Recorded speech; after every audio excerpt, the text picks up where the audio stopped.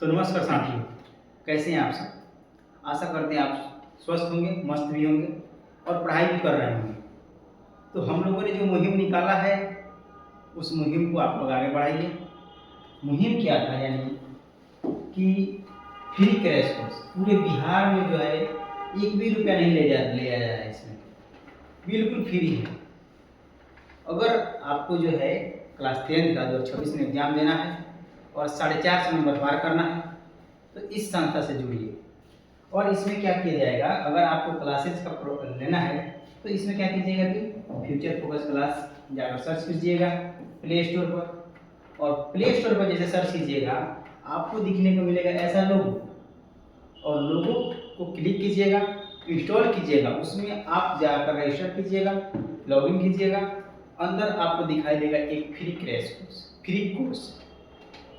उस free course पर click कीजिएगा, उसमें लिखेगा लाइव और कंटेंट। तो कंटेंट पर क्लिक कीजिएगा, क्योंकि जब आप क्लिक कीजिएगा तो उसमें शायद लाइव नहीं चल रहा हो। तो कंटेंट पर क्लिक करके आपके जो भी वीडियोज हैं उनको देखिएगा। उसमें बिल्कुल फ्री पीडीएफ भी डाला गया है। ऐसा नहीं है कि हम आपसे क्लास दे रहे हैं, बाकी पीडीएफ आपको डाउनलोड करने में पैसा देना पड़े, ऐसा नहीं है, बिल्कुल फ्री क्रैश। आपको गुरुदक्षिणा के रूप में क्या देना है, तो देना है आपको हमको बिहार टॉपर। ये बिहार टॉपर चाहिए। और जो भी बच्चे थोड़ा कमजोर है पढ़ने में, मोटिवेशन के साथ पढ़े, उनको भी हम जो है 400 450 प्लस पार कराएंगे। और आपसे बोले थे हम कि एक व्यक्ति 10-10 व्यक्ति में शेयर करेगा, ठीक। तो ऐसा आपका काम बनना चाहिए। यूट्यूब को सब्सक्राइब कीजिएगा, लाइक भी कीजिएगा और वीडियो में कमेंट कीजिएगा कि पढ़ाई कैसा लग रहा है, कहाँ हमें दिक्कतें हैं, उनको हम कहाँ सुधार करें। तो ये सारी चीज़ें आपको करना होगा, ठीक। तो हम बात करते हैं आज इकोनॉमिक्स चैप्टर 4, यानी हम लोगों ने इकोनॉमिक्स का चैप्टर 3 तक उसका हमने जो पढ़े थे, यानी फाउंडेशन के रूप में उसको भी पढ़ लिए। उसमें जितने भी क्वेश्चन पूछे गए प्रीवियस ईयर में PYQ के रूप में, उन सभी को हम लोगों ने क्लियर कर लिया है पढ़। अब बातें चलेगी चैप्टर 4।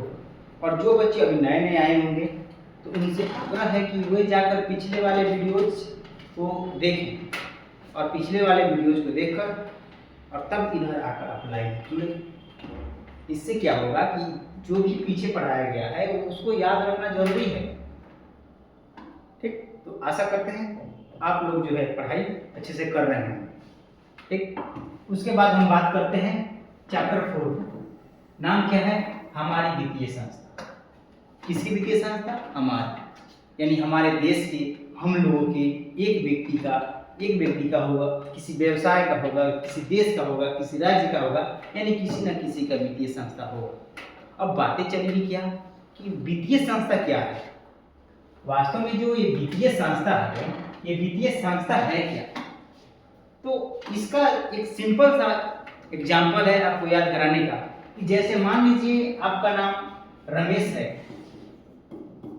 और आपको जो है पैसे की आवश्यकता है। तो जैसे आपको पैसे की आवश्यकता के लिए किसी अन्य व्यक्ति के पास, मान लीजिए सोहन के पास गए और कहे कि हमें रुपए की आवश्यकता है, तुम हमें दे दो, यानी 10,000 हमें रुपए की आवश्यकता है, तुम हमें दे दो। अब जैसे सोहन आपको रुपया दे देगा तो आपका जो है वित्तीय संस्था सोहन कहलाएगा। अर्थात हमने क्या जाना इस एग्जाम्पल से कि वित्तीय संस्था वे हैं जो हमारी आर्थिक विकास के लिए जो है जो भी आवश्यकता पड़ रही है मुद्रा की उसका उपलब्ध करा रहा है, तो उसे हम वित्तीय संस्था कहेंगे। सिंपल सा वर्ड है, याद करने में कोई कठिनाई नहीं होगी। याद नहीं होगा एग्जाम्पल याद रखिएगा, जरूर परिभाषा याद आएगा। हमारा बात आपको याद आएगा, एग्जाम में जरूर आएगा, जैसे एग्जाम्पल याद कीजिएगा। चलिए, तो यही वित्तीय संस्था क्या है, तो वित्तीय संस्था उसे कहते हैं जो हमारे आर्थिक विकास के लिए क्या करे, आवश्यकताओं को पूर्ति करे। यानी आर्थिक विकास के लिए आपको क्या चाहिए, तो सबसे ज्यादा आपको चाहिए मुद्रा। अब जब ये मुद्रा का जो भी व्यक्ति या जो भी संस्था, जो भी सरकार आपकी उपलब्ध कराएगी वह कहलाएगा आपका वित्तीय संस्था। नेक्स्ट बढ़ते हैं।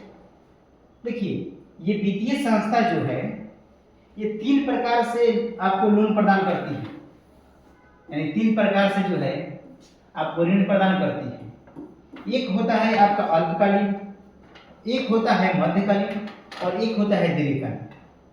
और जो आपका अल्पकालीन ऋण जो है, ये अल्पकालीन ऋण, ये आपको 1 दिन से लेकर 1 सप्ताह के अंदर में लौटा देना है। ये अल्पकालीन ऋण आपको 1 सप्ताह के अंदर में लौटा देना है, उसे ही अल्पकालीन ऋण कहेंगे। मध्यकालीन ऋण यानी साल भर से 1 वर्ष से कम के अंदर में आपको लौटा देना है। वहीं दीर्घकालीन ऋण यानी आप जो है 1 वर्ष से अधिक, 2 वर्ष, 3 वर्ष के लिए जब आप ऋण ले रहे हैं उसे कहेंगे दीर्घकालीन ऋण। ये बातें आगे भी आएंगी, तो इसलिए जो है आगे इसको देखा जाएगा। अभी इसको चलते हैं नेक्स्ट टॉपिक पर। अब कह रहा है सरकारी वित्तीय संस्था, यानी आपने देखा वित्तीय संस्था। अब जो भी संस्था, जो भी कंपनी आपकी वित्तीय सहायता कर रही है, तो ये आप नहीं जान रहे कि कौन सरकारी है कौन सरकारी नहीं है, तो वहीं अब जानिए कि सरकारी वित्तीय संस्था क्या है। तो सरकारी वित्तीय संस्था में क्या होता है कि यह सरकार के द्वारा चलाई जाएगी। इसमें किसका योगदान होगा? तो सरकार का योगदान होगा। सरकारी वित्तीय संस्था में किसका योगदान होगा? तो सरकार का योगदान होगा। और वहीं असरकारी वित्तीय संस्था में किसका योगदान होगा? तो सरकार प्लस केंद्रीय बैंक। सरकार और केंद्रीय बैंक दोनों का समर्थन होगा। अब जैसे दोनों का समर्थन होगा उसे हम कहते हैं अर्ध सरकारी। अर्ध सरकारी यानी आधा सरकारी हो और आधा प्राइवेट हो, उसे ही हम कहेंगे अर्ध सरकारी वित्तीय संस्था। अब केंद्रीय बैंक कौन है? तो केंद्रीय बैंक आपका जो आरबीआई होता है वही आपका केंद्रीय बैंक कहलाता है। आरबीआई का full form reserve bank of India. इसकी स्थापना कब हुई थी? अप्रैल 1935 में हुई थी। तो ये सभी बातों को याद रखना जरूरी है। क्या रखिएगा बात याद? सरकारी वित्तीय संस्था जो सरकार के द्वारा चलाई जाए, और सरकारी में जो सरकार और केंद्रीय बैंक दोनों के सहायता से चलाई जाए उसे कहते हैं हम क्या कहेंगे? उसे हम कहेंगे अर्ध सरकारी वित्तीय संस्था। चलिए नेक्स्ट टॉपिक पर बढ़ते हैं। अब कह रहा है कि सरकार जो ऋण प्रदान करती है वह कैसे प्रदान करती है? एक सूक्ष्म वित्त योजना भी आता है, सूक्ष्म वित्त संस्था। अब इसी के नाम से ही हम इसका काम देख लेते हैं। सूक्ष्म का मतलब क्या जानते हैं आप लोग? कम।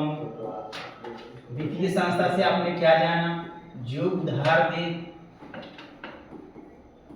अब जानिए जो किसानों को, जो लोगों को जो है कम उधार दे, दोनों को लिख लीजिएगा। जो किसानों को कम उधार देता है, अब कम उधार देगा तो उसका ब्याज भी कम % दर पर होगा। यानी जो किसानों को, जो लोगों को, जो गरीबों को कम साख यानी कम उधार देता है और कम ब्याज दर पर देता है, तो उसे हम कहेंगे सूक्ष्म वित्त योजना, सूक्ष्म वित्त संस्था। उसके आगे पढ़ते हैं। वित्तीय संस्था के कई प्रकार हैं। वित्तीय संस्था के 2 प्रकार हैं। कौन कौन? एक राष्ट्रीय वित्तीय संस्था और एक हो गया राज्य स्तरीय वित्तीय संस्था। अब राष्ट्रीय वित्तीय संस्था क्या कहलाता है कि इसमें ये जो वित्तीय संस्था है यह देश के लिए ऋण की व्यवस्था कराता है। देश के लिए ऋण की व्यवस्था कराता है। और राज्य स्तरीय वित्तीय संस्था क्या कहलाता है? जो राज्य के लिए ऋण की व्यवस्था करता है।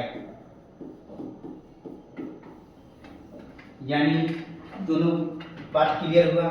राष्ट्रीय वित्तीय संस्था क्या कहलाता है? जो देश के लिए, जो राष्ट्र के लिए आपको आर्थिक विकास के लिए मुद्रा का व्यवस्था कराता है, यानी ऋण की व्यवस्था कराता है।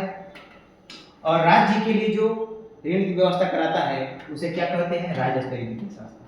ठीक, यहाँ तक समझिए बात को। अब बात करते हैं राष्ट्रीय विकास परिषद। ये राष्ट्रीय विकास परिषद क्या है? ठीक, राष्ट्रीय वित्तीय संस्था सॉरी राष्ट्रीय वित्तीय संस्था क्या है इसके बारे में जानेंगे। तो वहीं ये यानी जो देश के लिए क्या करता है ऋण की व्यवस्था करता है उसे हम राष्ट्रीय वित्तीय संस्था कहते हैं।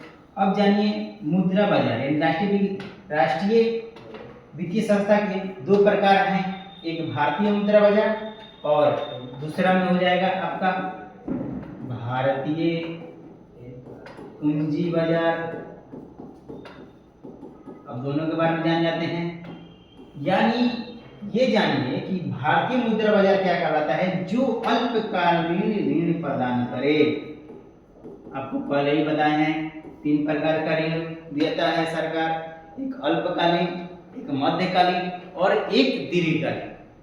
अल्पकालीन ऋण में हम आपको बताए हैं यानी 1 दिन से लेकर 1 सप्ताह के अंदर में जो है उस पैसे को दे देना है, और मध्यकालीन में 1 वर्ष के अंदर में, और जो है इसमें जो भारतीय मुद्रा बाजार में ये अल्पकालीन तथा मध्यकालीन ऋण प्रदान करता है। और वहीं आपके ये भारतीय पूंजी बाजार में ये जो है ये दीर्घकालीन ऋण प्रदान करता है। अब जब दीर्घकालीन ऋण प्रदान करेगा तो इसमें 1 वर्ष से अधिक कर लीजिए। तो यहाँ तक बात क्लियर होगा। राष्ट्रीय वित्तीय संस्था के कितना अंक, 2, एक भारतीय मुद्रा बाजार और एक भारतीय पूंजी बाजार। भारतीय मुद्रा बाजार क्या कहलाता है, जो अल्पकालीन और मध्यकालीन ऋण प्रदान करता है, और भारतीय पूंजी बाजार क्या कहलाता है, जो दीर्घकालीन ऋण प्रदान करता है। चलिए अब नेक्स्ट बढ़ते हैं हम संगठित क्षेत्र। यानी संगठित क्षेत्र क्या कहलाता है, देखिएगा संगठित क्षेत्र यानी जो विदेशी बैंक हो, जो विदेशी बैंक हो उसे हम कहेंगे संगठित क्षेत्र। ये जितना परिभाषा दिया है इसको याद कर सकते नहीं कर सकते, लेकिन एक बात याद रखिएगा इसमें कि विदेशी बैंक को हम संगठित क्षेत्र कहते हैं। और इसी में एक आएगा क्या, यानी ये जो प्रकार है ये भारतीय मुद्रा बाजार के प्रकार हैं। भारतीय मुद्रा बाजार के 2 प्रकार हैं। एक क्या हो गया आपका, ये हो गया आपका, एक हो गया आपका संगठित क्षेत्र, दूसरा क्या हो गया तो आपका असंगठित क्षेत्र। असंगठित क्षेत्र। अब जैसे आपको पूछेगा कि संगठित क्षेत्र कौन है, तो संगठित क्षेत्र में देखिएगा कि इसमें कौन आएगा, इसमें आएगा विदेशी बैंक। और असंगठित में कौन आएगा, इसमें आएगा कौन, इसमें आएगा आपका, इसमें आएगा देशी बैंक। याद कीजिएगा, याद कीजिएगा जरूर। क्या याद कीजिएगा, भारतीय मुद्रा बाजार के 2 अंग, एक हो गया असंगठित और दूसरा हो गया संगठित। संगठित क्षेत्र को क्या कहते हैं, तो इससे कहते हैं विदेशी बैंक। विदेशी बैंक को संगठित क्षेत्र, और असंगठित क्षेत्र को क्या कहते हैं, तो असंगठित क्षेत्र को कहते हैं देशी बैंक। इतना बात को याद रखिए, क्लियर रखिए। चलिए अब ये संगठित जो बैंकिंग प्रणाली है इसके 3 प्रकार हैं। जो संगठित क्षेत्र में 3 प्रकार की बैंकिंग प्रणाली है। पहला हो गया आपका केंद्रीय बैंक, पहला हो गया केंद्रीय बैंक। चलिए दूसरा में हो गया आपका वाणिज्य बैंक, और तीसरा में हो गया आपके सहकारी बैंक। अब केंद्रीय बैंक क्या है, केंद्रीय बैंक में बस मात्र एक ही बात को याद रखिएगा कि आरबीआई को केंद्रीय बैंक कहते हैं। आरबीआई का फुल फॉर्म रिजर्व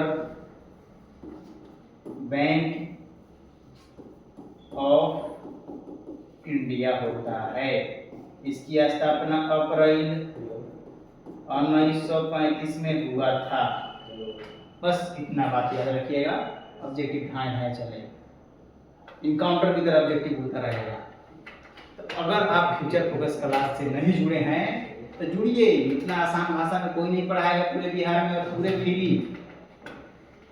एक होता है फ्री कर देने का मतलब कि अच्छा से कंटेंट नहीं देना, लेकिन हम आपको पूरा पूर्ण रूप से संपूर्ण रूप से कंटेंट दे रहे हैं। तो अब आपका काम बनता है बिहार के उस कोने तक पहुंचाना जिस कोने तक शिक्षा नहीं पहुंची है। डिजिटल युग में जो है शिक्षा में अब आपको कहीं भी कमी नहीं होने वाली है। ठीक, तो हमारे इस संस्था को जो आपको आगे बढ़ाना है। ठीक, तो केंद्रीय बैंक, यही बात है, भारतीय रिजर्व बैंक ऑफ इंडिया को क्या कहते हैं? केंद्रीय बैंक। अब देखते हैं क्या कि वाणिज्य बैंक क्या है। तो वाणिज्य बैंक का एक और नाम होता है जिसका नाम है व्यवसायिक बैंक। वाणिज्य बैंक का एक और नाम है जिसका नाम क्या कहते हैं? व्यवसायिक बैंक। अब ये क्या करता है? यह धन को जमा करता है और व्यवसाय के लिए ऋण देता है। यानी इस बैंक का काम क्या है कि पैसा भी लेता है, पैसा भी जमा करता है और लोगों को उधार देता है। किसके लिए? तो व्यवसाय के लिए ऋण प्रदान करता है। इसे कहते हैं, हम क्या कहते हैं? इसे कहते हैं आपका वाणिज्य बैंक या व्यवसायिक बैंक। व्यवसायिक बैंक पूछ दे या वाणिज्य बैंक पूछ दे, दोनों नाम सेम है, परिभाषा यही लिखिएगा। जो धन जमा करने व्यवसाय के लिए करता है और ऋण प्रदान करता है उसे हम क्या कहते हैं? तो वाणिज्य बैंक। चलिए देखिए, डेफिनेशन दी है, वाणिज्य बैंक, व्यवसायिक बैंक कहते हैं, व्यापारिक बैंक कहते हैं। अब 3 नंबर में आपका सहकारी बैंक। तो सहकारी बैंक क्या करता है? तो सहकारी बैंक भी आपको पूंजी जमा करता है और लोगों को उधार देता है, धन देता है। किसके लिए? तो उसके गरीबी उन्मूलन के लिए, गरीबी से निकलने के लिए। जो लोग गरीब हैं, किसान हैं, उनके लिए जो है यह ऋण की व्यवस्था करता है। कौन? तो सहकारी बैंक। ठीक, अब नेक्स्ट बढ़ते हैं। अब देखिए इसमें नोट में देखिएगा कि ये केंद्रीय बैंक के दिशा निर्देश पे काम करते हैं। कौन? सहकारी बैंक। किसके? केंद्रीय बैंक के दिशा निर्देश पर। अब केंद्रीय बैंक कौन है? केंद्रीय बैंक आपका आरबीआई है, जिसका full form reserve bank of India हुआ है। ठीक, इसकी स्थापना बताए थे, तो कमेंट कीजिएगा कब हुआ था। चलिए, असंगठित क्षेत्र, तो वही संगठित असंगठित, जिसमें क्या था? मुद्रा बाजार, भारतीय मुद्रा बाजार को हमने 2 भागों में बांटा था, एक असंगठित और एक संगठित। अभी तक जो पढ़ रहे थे संगठित था, अब जो पढ़ेंगे वो असंगठित। ठीक, तो असंगठित यानी संगठित हमने क्या बताया था? जो विदेशी बैंक हो, और असंगठित में क्या बताए थे कि जो देशी बैंक। ठीक, इतना बात को याद रखिएगा। नेक्स्ट बढ़ते हैं। अब आगे आपका भारतीय पूंजी बाजार। अब भारतीय पूंजी बाजार क्या करता है? तो व्यवसाय के लिए जो है ये क्या करता है? दीर्घकालीन ऋण प्रदान करता है।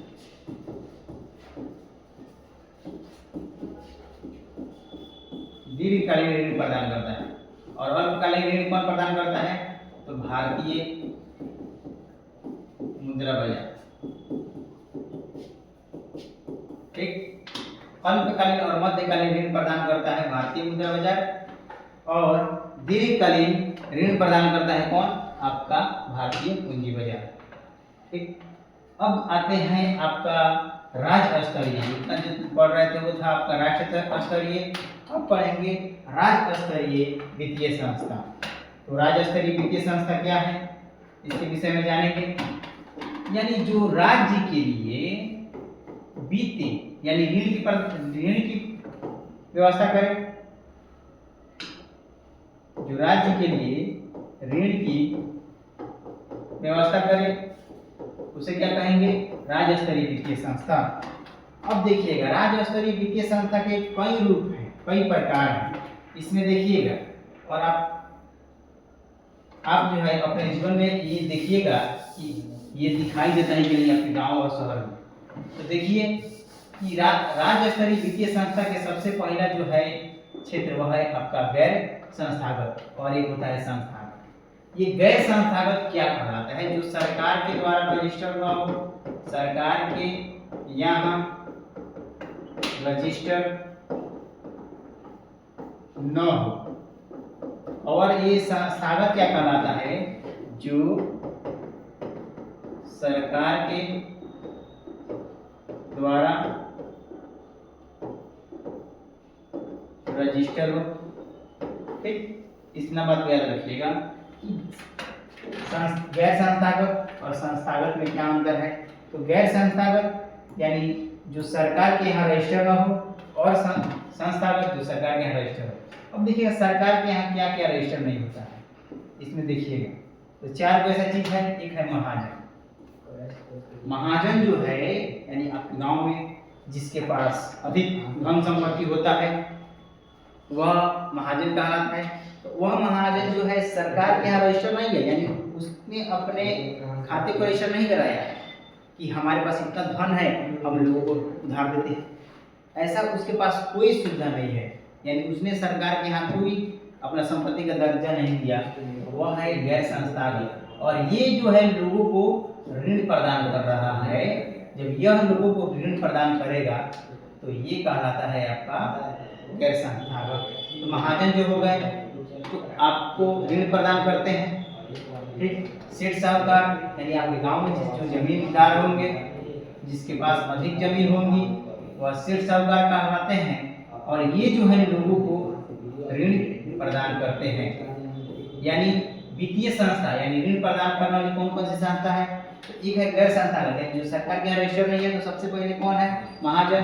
दूसरा में कौन है? सेठ साहूकार। और तीसरा में है व्यवसायिक लोग, यानी जो लोग व्यापार किए हुए हैं, जो लोग व्यापार किए हुए हैं वो अपने व्यापार से कुछ रुपया को लेकर लोगों को ऋण प्रदान करते हैं। तो ये भी सरकार के यहाँ रजिस्टर नहीं है। यानी जो भी आपके गांव में शहरों में लोग हैं जो ऋण दे रहे हैं और सरकार के यहाँ रजिस्टर नहीं है, तो वह कहलाते हैं गैर संस्थागत। और जो लोग रजिस्टर हैं उन्हें कहेंगे संस्थागत। अब चलिएगा, रिश्तेदार यानी आपको पैसे की आवश्यकता हुई और तुरंत फोन किए इसके पास, पूछा के पास, तुरंत कौन सा पैसा डाला।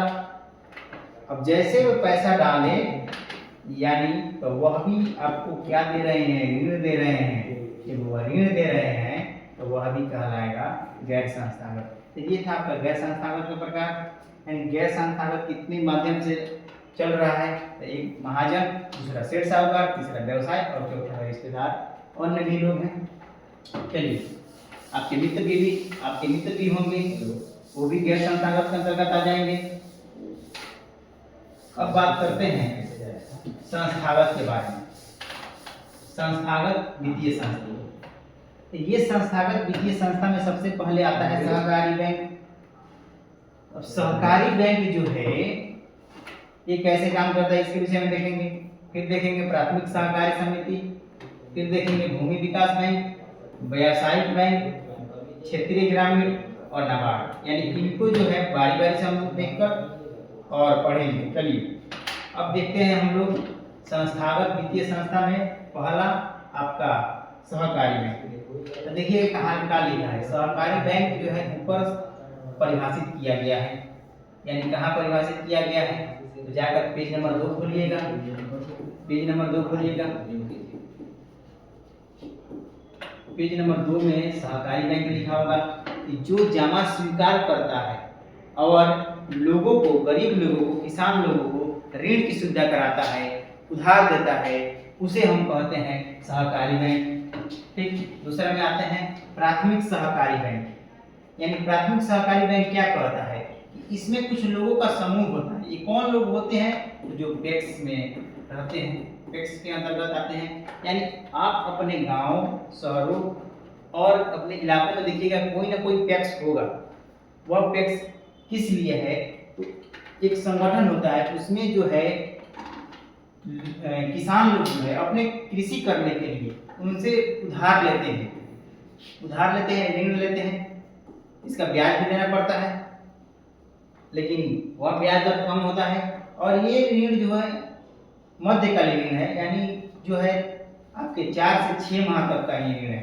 यानी एक फसल उगाने के लिए, यानी आप अपने फसल को उगाने के लिए ऋण ले लिया और ऋण ले लिया और फसल काट कर जो है उसको ऋण चुका दिए, तो ये कहला रहा है आपका प्राथमिक सहकारी बैंक, यानी प्राइमरी कोऑपरेटिव बैंक, कोऑपरेटिव समितियां। चलिए इसके बाद चलते हैं भूमि विकास बैंक। यानी भूमि विकास बैंक क्या है? तो जब भूमि विकास बैंक, ये बैंक क्या करता है?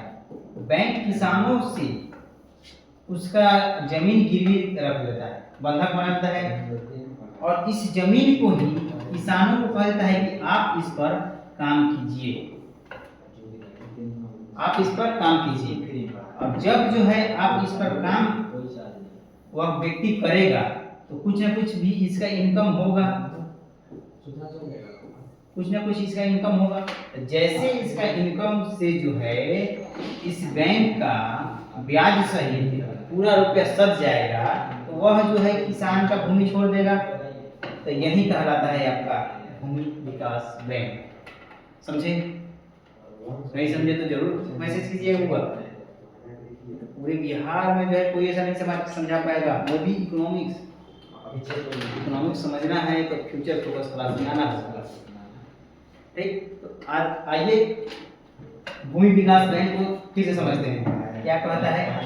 एक बैंक है और बैंक क्या करता है? किसानों का वह जमीन जो है अपना बंधक बनाता है। किसान लोन ले लिया, पैसा ले लिया और किसानों का जमीन बंधक बना लिया, और फिर जो है कुछ समय तक ये बंधक बना कर रखा। कब तक बंधक बना कर रखा? जब इसका पैसा नहीं चुक जाए। किससे? इस व्यक्ति कृषि करेगा इसी जमीन पर और अपना इनकम से जो है इस बैंक का पैसा भरेगा।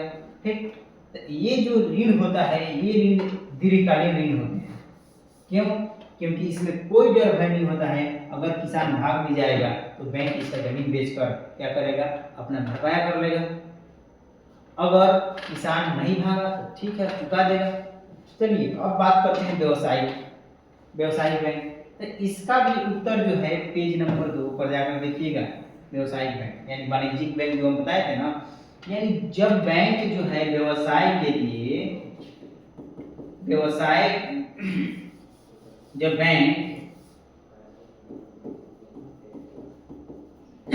व्यवसाय के लिए आपको ऋण प्रदान करती है, जब बैंक आपको व्यवसाय के लिए ऋण प्रदान करती है तो उसे व्यवसायिक बैंक कहते हैं। चलिए नेक्स्ट पढ़ते हैं क्षेत्रीय ग्रामीण बैंक। क्षेत्रीय ग्रामीण बैंक क्या कहता है? अब देखिएगा क्षेत्रीय ग्रामीण बैंक यानी सरकार ने क्या किया? सरकार ने जो है गांव में जितने भी छोटे छोटे लोग थे उन लोगों के लिए क्या किए कि सरकार ने समझा कि जो भी छोटे छोटे किसान हैं अपना खेती नहीं कर पाता है पैसे की वजह से, तो उसके लिए जो गांव में जो एक छोटा छोटा बैंक खोल दें। तो आपके गांव में उत्तर बिहार ग्रामीण बैंक होगा, पोस्ट ऑफिस बैंक होगा। तो ये जितने भी बैंक छोटे छोटे खुले हैं किस लिए? तो लोगों को ऋण मिल सके। क्यों? क्योंकि वह अपना किसान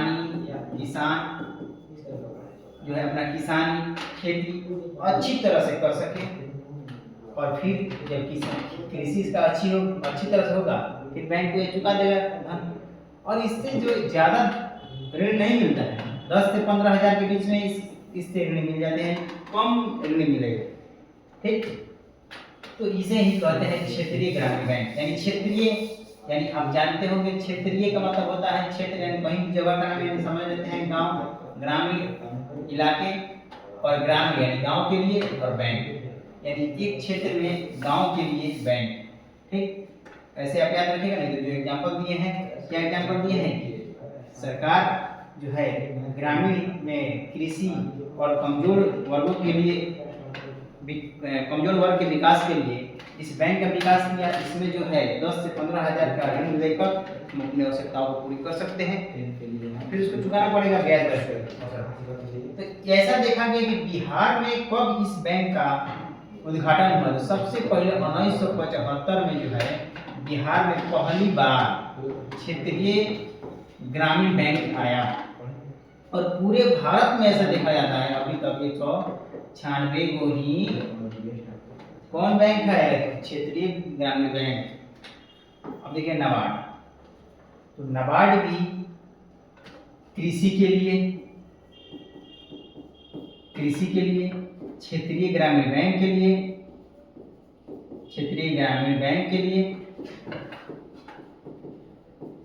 उसके बाद आपकी व्यवसायिक बैंक के लिए,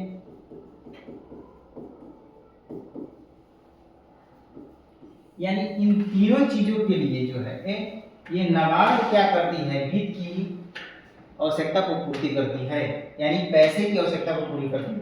सबसे पहला क्या, कृषि, दूसरा में क्षेत्रीय ग्रामीण बैंक, यही क्षेत्रीय ग्रामीण बैंक, और तीसरा में व्यवसायिक, यानी जो ऊपर पढ़ा है ये व्यवसायिक बैंक। इन तीनों के लिए क्या करती है, ऋण की आवश्यकता पूर्ति करती है कौन, नाबार्ड। तो वही है नाबार्ड आपका। नाबार्ड का काम क्या है, तो यह एक सरकारी संस्था है, ठीक। अब जो है ये क्या करेगी, कृषि के लिए, क्षेत्रीय ग्रामीण बैंक के लिए और व्यवसायिक बैंक के लिए ऋण की सुविधा प्रदान करती है, वही है नाबार्ड। और नाबार्ड का फुल फॉर्म देखिएगा, national bank for agriculture and rural. बहुत वीवीआई क्वेश्चन है, पूछता है कि नाबार्ड का फुल फॉर्म बताइए, क्या बताइएगा, national bank for agriculture and rural development. Next चलते हैं, व्यवसायिक बैंक के कार्य क्या है। अब चलिए देखिए व्यवसायिक बैंक के कार्य क्या है। तो व्यवसायिक बैंक का सबसे पहला कार्य क्या है, जमा को स्वीकार करना। जमा स्वीकार करना यानी जमा ये शॉर्ट वाला नहीं, जमा पैसे वाला जमा, यानी इसमें पैसे की बात हुई, मनीष पढ़ रहे हो, ठीक। तो इसमें जो है पैसा जमा करेगा कौन, व्यवसायिक बैंक। अब पैसा जमा करेगा तो लोग पैसा क्यों जमा कराएंगे, क्योंकि उनको डर है कहीं मोदी जी फिर रात को 8 बजे ना आ जाए और बोल दे मेरे प्यारे भाई बहनों 8 बजे से नोट बंद। तो ऐसा डर जब आएगा, ऐसा डर लगा रहेगा तो जरूर वो बैंक में रखेगा। मोदी जी का ये खासियत है, वो लाइव आते हैं 8 बजे और बंद करना होगा तो 8 बजे बंद करें, वो लॉकडाउन या देश या कुछ भी हो, रात में उनका बहुत चलता है, ठीक है ना। तो मोदी जी काम करते हैं 18 घंटा, 18 घंटा बहुत काम करते हैं, ठीक है ना। तुम लोग 5 घंटा नहीं पड़ता अच्छा से, ठीक। लोग बेरोजगार हैं लेकिन मोदी जी 18 घंटा काम करेंगे। तो जरूरी इसको बात को याद रखना है कि मोदी जी अब 18 घंटा काम कर रहे हैं तो हम भी 18 घंटा काम करके एग्जाम में सफल हो सकते हैं। अभी देखते हो मोदी जी कभी भी किसी पर एक्शन लेने से नहीं डरते हैं। पाकिस्तान में आक्रमण कराया था रात ही में, सुत रहता है, हुआ जाता है कहाँ अभी भाई बम भड़क करके ने दौड़ किया जाता है, ठीक। इसलिए तुम भी रात भर पढ़ाई करो, और इस रात भर पढ़ाई करने का फायदा तुम्हें कब मिलेगा, एग्जाम में जब बैठेगा तुम हंस रहा होगा, बगल वाला मुस्कुरा रहा होगा कि क्या हंस रहा है, क्योंकि बगल वाले से तो बन नहीं रहा होगा और तू हंस रहा है तो तुमसे बन रहा होगा। एग्जाम में रोना नहीं है, तो कहाँ आना पड़ेगा, फ्यूचर गूगल क्लास में आना पड़ेगा। आइए क्रैश कोर्स ज्वाइन कीजिए। चलिए अब बात करते हैं क्या, तो बात कर रहे थे जमा स्वीकार करता है बैंक। अब बैंक जमा स्वीकार करता है तो लोग जमा क्यों कराने जाते हैं पैसे, तो सबसे पहले उनको डर है। डर क्या है कि मोदी जी या कोई भी सरकार हमारी जो पैसे है उसको बंद मत कर दे। दूसरा में क्या डर है कि चोरी डकैती, कि हमारे घर में कॉलेज होता था, सरकार आरजेडी की सरकार थी लालू की, और यही बोलता था चारा घोटाला। तो आप लोग जान रहे हैं कि चारा घोटाला क्या है, नहीं होगा तो प्रोटी में जिक्र करेंगे इसका, ठीक। तो कभी चोरी डकैती के चलते लोग क्या करते हैं कि पैसे को बैंक में डाल देते हैं कि बैंक में रहेगा तो हमारा फिंगरों काट के ले जाएगा, कोई पेपरों नहीं निकलेगा, घंटिए काट के ले जाएगा पेपरों नहीं निकलेगा, हाँ हम जाएंगे तब जाकर निकलेगा, ऐसा विधि है इसमें। तो ये जमा स्वीकार करते हैं तो कई प्रकार के जमा स्वीकार करता है। तो सबसे पहले करता है अस्थायी जमा, दूसरा में करता है चालू जमा, और तीसरा में करता है संचयी जमा। अस्थायी जमा में क्या होता है, अस्थायी जमा में समझिएगा इसे कहते हैं एफडी, इसे कहते हैं एफडी, यानी इसका इंग्लिश निकालिएगा तो फिक्स डिपॉजिट, यानी आप जो है रुपया को, यानी मान लीजिए बैंक है और इसमें रुपया को तुमने डाल दिया।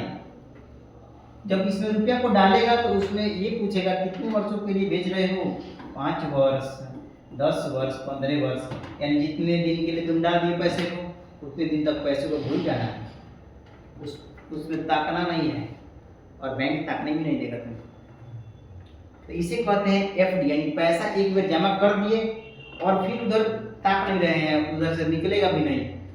जैसे आप LIC खुलवाते हैं, LIC खुलवाते हैं 20 साल, 10 साल, 30 साल, यानी आपकी उम्र के लिए कि इतने उम्र तक हमारा LIC रहेगा। या आप अपने घर में जो होंगी लड़की होंगी छोटी छोटी, तो सुकन्या योजना चलता है तो उसमें भी पैसा जमा किया जाता है, तो वो भी एफडी है। यानी एक बार तुम पैसा जमा कर देते हो तो दोबारा उसको उधर ताकते नहीं हो जब तक उसका समय ना पूछ जाए। ठीक, तो वही है तुम्हारा जो कह रहा है जमा, अस्थायी जमा, यानी एक बार जमा कर दो और उसका ब्याज देगी, बैंक देगी ब्याज, तो एक बार जमा कर दो उसके बाद भूल जाओ। और जो है इसके जो समय के अंदर में कभी नहीं निकाल सकते, समय के बाद निकालो। चलिए ये है आपका अस्थायी जमा, समझ गए होंगे अस्थायी जमा। चालू जमा क्या है, यानी चालू जमा में जब मन करे तब डाल दिए पैसा, जब मन करे तब पैसा निकाल लिए। यानी बैंक है और हमें मन है 5,000 डाल देंगे, 5,000 चला गया, हमें मन है 5,000 रुपया निकाल लेंगे, 5,000 निकल गया। यानी जब आपको मन करे तभी आप पैसा को डाल और निकाल सकते हैं, इसमें कोई जो है पाबंदी नहीं है। और संचयी जमा में क्या है जी, तो संचयी जमा में है कि तुम अपने इच्छा अनुसार जमा कर लो, कि तुम्हें 1 लाख जमा करना है कर लो, तुम्हें 10 लाख जमा करना है कर लो, लेकिन निकालोगे एक लिमिट के अनुसार। यानी उसमें लिमिट लगा देगी, जैसे कभी कभी सरकार 1 लाख लिमिट लगा देगी, कभी कभी सरकार 10,000 लिमिट लगा देती है, कभी कभी सरकार 50,000 लिमिट लगाती है, ऐसा लिमिट लगा देगी। यानी आपने डायलॉग सुना होगा अमरीश पुरी का, इधर आने का रास्ता है लेकिन जाने का रास्ता हमारे अनुसार। तो वहीं बैंक कह रहा है कि इधर आने का रास्ता तुम्हारे पास खूब है लेकिन जाने का रास्ता हमारे अनुसार। यानी आप जो है तो आपका भी एक बैंक खुला होगा, जितने बच्चे हैं आपका भी एक बैंक खुला होगा, तो आपके बैंक से मात्र 10,000 रुपये निकलता है प्रति माह, उससे ज़्यादा नहीं निकलता है। तो वही बैंक आपका है संचयी जमा, ये है करेंट और ये है सेविंग। नाम सुने होंगे करेंट और सेविंग अकाउंट। ठीक, अब आगे बढ़ते हैं। दूसरा काम क्या करती है बैंक, आपका व्यवसायिक बैंक, तो दूसरा काम करती है आपको ऋण देती है। अब ऋण देती है तो समझिए कैसे कैसे प्रकार का ऋण देती है। तो सबसे पहला ऋण देती है ये आपको अभियाजित या अल्पकालीन ऋण। यानी और अल्पकालीन ऋण हमने बताया है कि 1 दिन से 1 सप्ताह के बीच यह ऋण मिलेगा, इससे अधिक ऋण नहीं मिल सकता है। ये अधिक जो उपयोग कौन करता है, तो ये अधिक बैंक उपयोग करता है। कैसे, जैसे मान लीजिए आप SBI बैंक में गए, SBI नहीं लेंगे, SBI बढ़िया खाता है, हम मान लेते हैं पंजाब नेशनल, बड़ा लूटा है पंजाब नेशनल बैंक, इसी का नाम लिया है। अब पंजाब नेशनल बैंक में गए, खाता नहीं, पैसा निकालने, आपको चाहिए 1 लाख रुपया। ठीक, अब इस समय जो दिवाली वाले समय है, खूब लोग जा रहे हैं पैसा निकालने। अब जो है इसके पास पैसा खत्म, तो फोन करेंगे SBI के पास कि हमें रुपया दे दो, 1 करोड़ रुपया देगा, क्योंकि और भी इधर कैंडिडेट खड़े हैं। तो ये 1 करोड़ रुपया लेगा तो 1 सप्ताह के बाद इसको दे देना है, 1 सप्ताह के लिए ही पैसा देगा और उसका जो ब्याज दर भी है अधिक रहता है। तो इस स्थिति को जो है ये 1 सप्ताह के लिए जो आदान प्रदान कर रहा है बैंक, इसे ही कहते हैं हम अल्पकालीन ऋण। और दूसरा में देखिए क्या कह रहा है, नगद साख। यानी नगद साख में क्या कहता है, इस प्रकार की अवस्था के अंतर्गत बैंक अपने ग्राहक को जो है ऋण किसी धन जब्त करके अन्य के आधार पर देती है। यानी जब बैंक क्या करता है, आपको ऋण देगा लेकिन कहेगा कि आप जो है कोई धन अपना गिरवी रख लीजिए, यानी मान लीजिए गहना, यानी सोना चांदी। ठीक, इसमें आप जो है अपना घर का भी गिरवी रख सकते हैं, घर का भी जगह जो है गिरवी रख सकते हैं, घर भी गिरवी रख सकते हैं, गाड़ी भी गिरवी रख सकते हैं। ठीक, तो आपका कोई ना कोई धन ऐसा हो जो बैंक के पास जब्त होना चाहिए, उसके लिए जो है ये उधार है नगद साख। चलिए नेक्स्ट बढ़ते हैं। अब आपका है अधिक वर्ष। अधिक वर्ष क्या कहलाता है? ठीक, अधिक वर्ष, इसमें जो उधार है तो इसमें उधार होता है कि बैंक क्या करता है, आपको है, देखिए जब कोई व्यवसायिक बैंक अपने ग्राहक को उसके खाते में जमा रकम से अधिक निकालने की सुविधा देता है तो उसे अधिक वर्ष कहते हैं।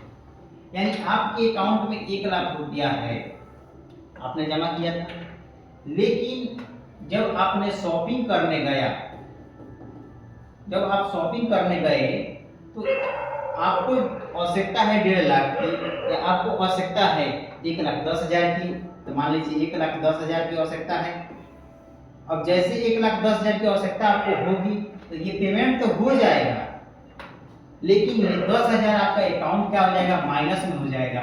और ये 10,000 अकाउंट आपका माइनस में होगा तो ये 10,000 जो है आप पर ऋण हो जाएगा। और इसका भी एक दायरा होता है कि आपको इतने अंदर में जमा करना है। तो देखिए एग्जाम्पल में क्या हुआ है कि मान लीजिए आप छोटा एग्जाम्पल लेते हैं, आप शॉपिंग करने गए, आपके पास बैंक में 500 रुपया है, लेकिन आप खरीद लिए 1,000 का, तो ये पेमेंट तो हो जाएगा, लेकिन 500 क्या हो गया, तो 500 आप ऋण में चले गए, यानी इसका जो ब्याज होगा वह बैंक लेगा, और ये जो ऋण होगा अल्पकालीन ऋण होगा। नेक्स्ट बढ़ते हैं ऋण एवं अग्रिम। तो ऋण एवं अग्रिम क्या कहता है कि जब ऋण एक निश्चित समय के लिए लिया जाता है तथा उसे इच्छा या अग्रिम कहते हैं। बैंक इस प्रकार के ऋण का ब्याज दर अधिक लेता है। यानी जब जो है आप ऋण लीजिएगा तो निश्चित समय के लिए लीजिए, एक निश्चित समय के लिए। अब मान लीजिए आपने कहा कि हम 1 वर्ष के लिए ब्याज ले रहे हैं, 1 वर्ष के लिए लोन ले रहे हैं, तो इस 1 वर्ष के लिए बैंक आपको आपका लोन देगा, ऋण देगा, लेकिन इस 1 वर्ष का ब्याज दर जो है, इस 1 वर्ष का ब्याज दर जो है वह अधिक रहेगा। वही बात है आपका ऋण एवं अग्रिम। चलिए नेक्स्ट बढ़ते हैं। और क्या काम करता है व्यवसायिक बैंक? तो और काम करता है, आपको कई प्रकार के अन्य सुविधाएं, सामान्य सुविधाएं भी प्रदान करता है। अब देखते हैं कौन कौन सी सुविधा प्रदान करता है, एक एक करके पढ़ लेते हैं। तो सबसे पहले आपको बैंक देता है लॉकर की सुविधा। लॉकर की सुविधा क्या होता है कि आप जो है उस लॉकर में कोई भी आपके पास संपत्ति जैसे सोना, चांदी, गहना, खेत का कागजात, कोई ऐसा कागजात हो जो जरूरी हो उसमें रख सकते हैं। लेकिन हाँ, जब लॉकर की सुविधा आप ले रहे हैं तो उसका पेमेंट भी करना पड़ेगा बैंक को, पेमेंट देना पड़ेगा बैंक को। ठीक, तो उसके लिए जो कुछ पैसा देकर बैंक को लॉकर ले सकते हैं। जैसे लॉकर लीजिएगा उसमें अपना सामान रखिए, और उस लॉकर का मात्र 2 ही चाबी होता है। एक इमरजेंसी के लिए बैंक के पास होता है और एक आपके पास होता है। यानी संयोगवश आपका भुला गया चाबी तो वह बैंक के पास नहीं मिलेगा, यानी उस लॉकर की 2 ही चाबी होता है। ठीक, तो इसे कहते हैं लॉकर की सुविधा। यानी बैंक जो है अपने ग्राहक को लॉकर की सुविधा भी प्रदान करता है, जिसमें लोग अपने सोना चांदी हो गए, जेवर हो गए, आवश्यकताएं जो आवश्यक कागजात है, जैसे मान लीजिए जमीन का हो गया, ठीक, आपके गाड़ी का हो गया, तो ये जो कागजात है इसकी भी सुविधा इसमें रखने की करता है। चलिए आपका दूसरा में काम क्या करता है? तो दूसरा में काम करता है आपका कि एटीएम की सुविधा देता है। अब एटीएम की सुविधा यानी एटीएम आपने पढ़ा था एक चैप्टर में, 2 चैप्टर में, याद कीजिए, इसीलिए कहते हैं कि पहले पढ़ के आइए। ठीक है, तो एटीएम एवं क्रेडिट कार्ड की सुविधा देता है। क्यों? क्योंकि आप कहीं भी और कभी भी आपको रुपए की आवश्यकता पड़ती है, यानी 24/7, यानी कभी भी आपको आवश्यकता की पड़ती है पैसे की, तो आप एटीएम से, क्रेडिट कार्ड से पैसा निकाल सकते हैं। ये व्यवसायिक बैंक आपका एक कार्य करता है। आप देखिए और कार्य क्या है, व्यापारिक सूचना एवं अन्य आंकड़े को एकत्र करना। व्यापारिक सूचना एवं अन्य आंकड़े को एकत्र करने का मतलब क्या है, यानी कौन मार्केट में कौन ऐसी वित्तीय संस्था है जिसकी मार्केटिंग चल रही है, यानी आप लोग सुने होंगे ट्रेडिंग, यानी अब किसका भाव बढ़ने वाला है, सोना का भाव बढ़ने वाला है, चांदी का भाव बढ़ने वाला है, घटने वाला है, इसका भी जो आंकड़ा होता है वह बैंक निकाल कर आपको देता है। चलिए अब आज आपका सहकारिता, और बहुत बढ़िया क्वेश्चन है जी, बड़ी पूछा है जी सहकारिता। तो सहकारिता क्या है, इसमें क्या होता है सहकारिता में कि ऐसे 10 लोग मिलकर एक समूह बना लेते हैं और ये 200 लोग क्या करते हैं, ये 200 लोग अपना पैसा इकट्ठा करते हैं और जब इकट्ठा कर लिए, मान लीजिए 1 लाख रुपया हो गया, तो इन 200 व्यक्ति में से किसी एक को अगर पैसे की आवश्यकता होगी, मान लीजिए इसमें से एक व्यक्ति को, यानी एक को है, आप इसको शादी घर में है, इसकी आवश्यकता होगी तो ये रुपया ले लेगा, लेकिन यह रुपया लेगा तो इसका 1 लाख अगर ले रहा है तो इसका ब्याज भी देगा, और फिर जब ब्याज देगा तो ये इन लोगों में बांटा जाएगा। यानी 10 लोग हुए और 10 लोग मिलकर जो है एक अपना समूह खोल रहे हैं, उसमें रुपया इकट्ठा कर रहे हैं। उस 10 व्यक्ति में से किसी एक को अगर आवश्यकता है तो क्या करेंगे, वो पैसा ले लेंगे, अन्य लोगों को भी आवश्यकता है तो ले सकता है। 10 लोगों का मत चाहिए कि देने का मन है कि नहीं, तो जब पैसा लेगा तो उसका ब्याज भी देगा, तो जब ब्याज देगा तो सब में बंटवारा होगा।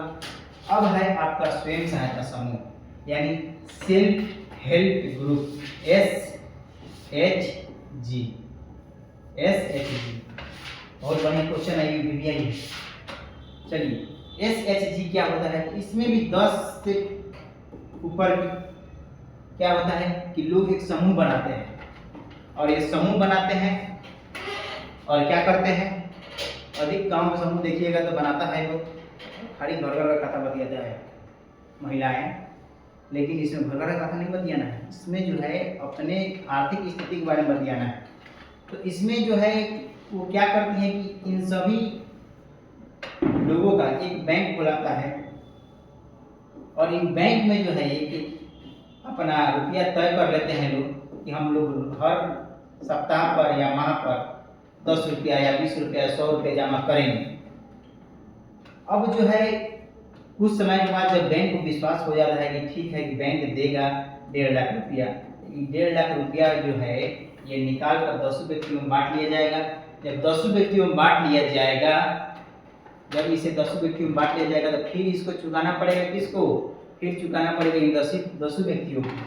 यानी अधिकतम हम देखते हैं गांव में तो खासकर महिलाएं इसमें काम में लगी हुई है, जो अपनी परिवार की आवश्यकताओं को पूर्ति करती है और व्यवसाय के लिए आगे बढ़ाती है। और यही SHG है जिसका नहीं खुला था, उसका 10,000 ये नहीं आया, ठीक है ना। यही मोदी जी क्या कह रहे थे कि 10,000 कहाँ आएगा, तो ये इसी ग्रुप का आप समूह बनिए, इसी समूह में रहिए, तब जो है आपको 10,000 रुपये मिलेगा। चलिए नोट है कुछ देख लेते हैं, देखिएगा नोट क्या है। सहकारिता प्रांतीय सरकार का हस्तांतरित विषय 1919 में बनी, यानी सहकारिता प्रांतीय विषय कब बना, 1919 में। ठीक, व्यावसायिक बैंक का राष्ट्रीयकरण कब हुआ, यानी व्यावसायिक बैंक का राष्ट्रीयकरण 1969 में हुआ। यानी राष्ट्रीयकरण मतलब कई बैंकों को जो है राष्ट्रीयकरण किया गया, कई बैंकों को जो है एक कर दिया गया, उसी को कहा है कि राष्ट्रीयकरण कब किया गया, 1969 में। अब देखिए RBI का स्थापना 1 अप्रैल 1935 को हमने बताया पहले, ठीक। और एक बात याद रखिएगा कि मुंबई का एक क्षेत्र है, जिसमें क्या होता है कि ट्रेडिंग के लिए बहुत ऐसा काम होता है वहाँ पर, जिसको हम कहते हैं दलाल स्ट्रीट। इसका नाम याद रखिएगा, दलाल स्ट्रीट क्या है, ठीक है ना, आपके नोट्स में मिलेगा इसमें। तो ये हुआ आपका चैप्टर 4 कंप्लीट। अब ये आपका चैप्टर 4 कंप्लीट हुआ। अब नेक्स्ट जो है आपको चैप्टर 4 का क्या कराया जाएगा, तो चैप्टर 4 का सब्जेक्टिव क्वेश्चन जितने प्रीवियस ईयर क्वेश्चन में पूछे गए हैं तो सब्जेक्टिव क्वेश्चन कराया जाएगा। और हाँ, बच्चों का बहुत डिमांड है कि ऑब्जेक्टिव कब होगा, तो बहुत जल्द ऑब्जेक्टिव आने वाला है। आप लोग जुड़िएगा जरूर, शेयर कीजिएगा और ये जो आपके लिए जो चल रहा है फ्री क्रैश कोर्स, ये हमारे लिए नहीं है, ये आपके लिए है। क्योंकि हमारे लिए कब होता है, जब हम आपसे पैसा लेते हैं। ठीक, तो अभी जो है आप इसको शेयर कीजिए और अधिक से अधिक बच्चों को ज्वाइन कराइए। ठीक, इसका अगर लाभ उठाना है तो क्या कीजिएगा, फ्यूचर फोकस क्लास से सर्च मारिएगा प्ले स्टोर पर। कहाँ पे, प्ले स्टोर पर, प्ले स्टोर पर सर्च मारिएगा। इस प्ले स्टोर पर सर्च मारिएगा तब आपको ऐसा लोगो देखने को मिलेगा। जैसे इस लोगो को देखिएगा उस पर क्लिक कीजिएगा, इंस्टॉल कीजिएगा, रजिस्टर कीजिएगा अंदर जाकर ऐप के अंदर। उसमें जाकर फ्री कोर्स पर क्लिक कीजिएगा तथा उसमें भी लिखा होगा लाइव और कंटेंट। तो लाइव तो चल नहीं रहा है आपका वीडियो, क्योंकि लाइव ये चल रहा है क्लासेस, लेकिन आप तो उस समय लाइव होंगे कि नहीं होंगे, सर उसमें लाइव होंगे कि नहीं होंगे, ये तो उस पर डिपेंड करता है समय पर। उस समय जो है आप कंटेंट पर क्लिक कीजिएगा, उसमें जो है सीक्वेंस से जो है आपको मैथ साइंस सबका क्लासेस जा रहा है। उसमें फ्री नोट्स भी जा रहे हैं, पीडीएफ भी जा रहे हैं। आप लोग पीडीएफ को एक अच्छा काम कीजिएगा कि आप पीडीएफ को निकलवा लीजिएगा कहीं ना कहीं प्रिंट के दुकान से। तो अगले वीडियो में मिलते हैं क्वेश्चन के साथ, तब तक के लिए थैंक यू, धन्यवाद, जय हिंद।